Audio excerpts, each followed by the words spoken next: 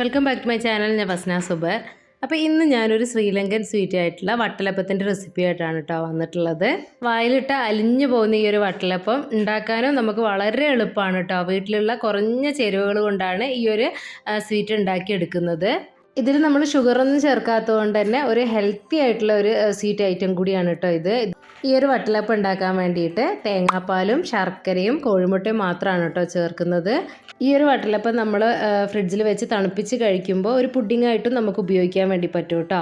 അപ്പോൾ വീട്ടിൽ എപ്പോഴും ഉണ്ടാവുന്ന മൂന്ന് ഇൻഗ്രീഡിയൻസ് വെച്ചിട്ട് ഉണ്ടാക്കിയെടുക്കാൻ പറ്റിയിട്ടുള്ള ഈ ഒരു വട്ടലപ്പം എങ്ങനെയാണ് ഉണ്ടാക്കിയെടുക്കുന്നതെന്ന് നമുക്ക് നോക്കാം കേട്ടോ.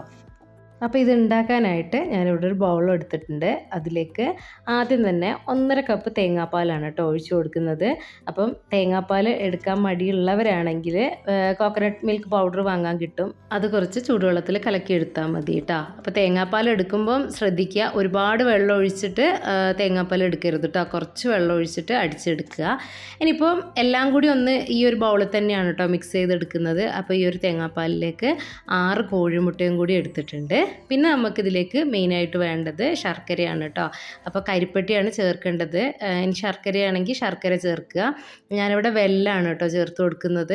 അപ്പം നിങ്ങളിതൊക്കെ ചേർക്കുകയാണെങ്കിലും പൊടിച്ചെടുത്ത് തന്നെ ചേർത്ത് കൊടുക്കുക കേട്ടോ. ഒരുപാട് വലിയ പീസോടെയൊക്കെയാണ് ചേർത്ത് കൊടുക്കുന്നതെങ്കിൽ ഇതിലേക്ക് മിക്സ് ആവാൻ വേണ്ടി കുറച്ച് ബുദ്ധിമുട്ടായിരിക്കും. അപ്പം ശർക്കരയോ വെല്ലമോ ഒക്കെ നമ്മൾ എടുക്കുകയാണെങ്കിൽ അതൊന്ന് പൊടിച്ച് ചേർത്ത് കൊടുക്കുക. ഇനിയിപ്പോൾ അതിൻ്റെ ആ ഒരു പൗഡർ ഉള്ളതെങ്കിൽ അങ്ങനെ ചേർത്ത് കൊടുക്കുക കേട്ടോ. അപ്പോൾ മധുരത്തിന് ആവശ്യം ഉള്ളത് ചേർത്ത് കൊടുക്കുക. അപ്പോൾ ഇതിലേക്ക് ഞാൻ 1.25 കപ്പ് വെല്ലാണ് കേട്ടോ ചേർത്ത് കൊടുത്തിട്ടുള്ളത്. മധുരം അധികം ഇഷ്ടമില്ലാത്തവരാണെങ്കിൽ 1 കപ്പ് ശർക്കര ചേർത്ത് കൊടുത്താൽ മതി കേട്ടോ. അപ്പോൾ അത് കറക്റ്റ് ആയിരിക്കും. ഇനി നല്ലവണ്ണം ഇതിലേക്ക് ഇത് മിക്സ് ആക്കി കൊടുക്കുക കേട്ടോ.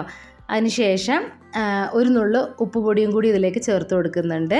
അതുപോലെ തന്നെ 1/2 ടീസ്പൂൺ ഏലക്ക പൊടിച്ചതും കൂടി ചേർത്ത് കൊടുക്കുന്നുണ്ട് കേട്ടോ. എന്നിട്ട് എല്ലാം കൂടി നല്ലവണ്ണം ഒന്ന് മിക്സ് ആക്കിയിട്ട് എടുക്കുന്നുണ്ട്. അപ്പോൾ നിങ്ങൾ ഈ ഒരു വട്ടലപ്പം ഉണ്ടാക്കുമ്പോൾ ശ്രദ്ധിക്കുക, ഒരിക്കലും മിക്സിയിൽ അടിച്ചെടുക്കരുത് കേട്ടോ. ഇതുപോലെ തന്നെ ഒരു ഫോർക്കോ സ്പൂണോ അല്ലെങ്കിൽ ഈ ഒരു ഹാൻഡ് വിസ്കോ ഉപയോഗിച്ചിട്ട് വേണം മിക്സ് ആക്കി എടുക്കാൻ വേണ്ടിയിട്ട് കേട്ടോ. അതിന് ശേഷം നമ്മൾ ഏത് പാത്രത്തിലാണോ ഇത് ആവിയിൽ വേവിച്ചെടുക്കുന്നതെന്ന് വിചാരിച്ചിട്ടുണ്ടെങ്കിൽ അതിലേക്ക് ഒന്ന് അരിച്ചൊഴിച്ച് കൊടുക്കണം കേട്ടോ.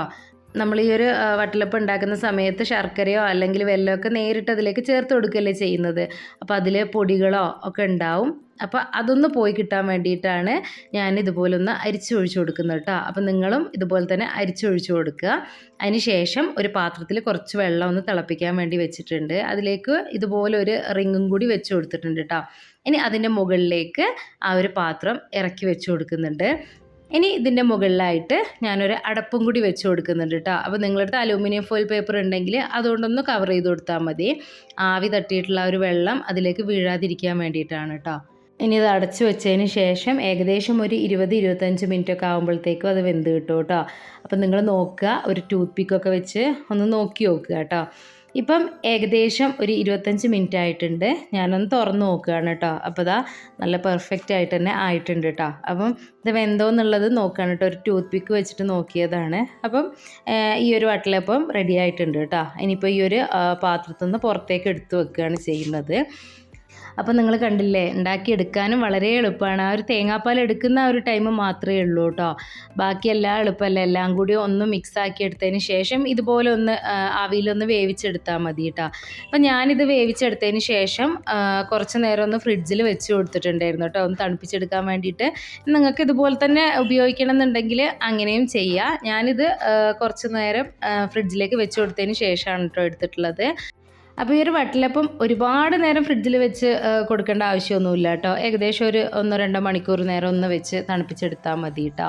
അപ്പോൾ ഞാനിത് 2 മണിക്കൂർ ഒന്ന് ഫ്രിഡ്ജിൽ വെച്ച് തണുപ്പിച്ചെടുത്തതിന് ശേഷം എന്താ ചെറിയ പീസസ് ആക്കി എടുത്തിട്ടുണ്ട് കേട്ടോ. കണ്ടില്ലേ, നല്ല സോഫ്റ്റ് ആയിട്ടുള്ള ഒരു വട്ടലപ്പം, കാണുന്ന പോലെ തന്നെ കഴിക്കാനും അടിപൊളി ടേസ്റ്റാണ് കേട്ടോ. വായിലിട്ടിട്ടുണ്ടെങ്കിൽ ഇങ്ങനെ അലിഞ്ഞിറങ്ങി വരും കേട്ടോ. അതുപോലുള്ളൊരു സ്വീറ്റാണ്. അപ്പം ഇതുവരെ നിങ്ങൾ ഈ ഒരു രീതിയിൽ ഉണ്ടാക്കി നോക്കിയിട്ടില്ലെങ്കിൽ തീർച്ചയായിട്ടും ഉണ്ടാക്കി നോക്കുക കേട്ടോ.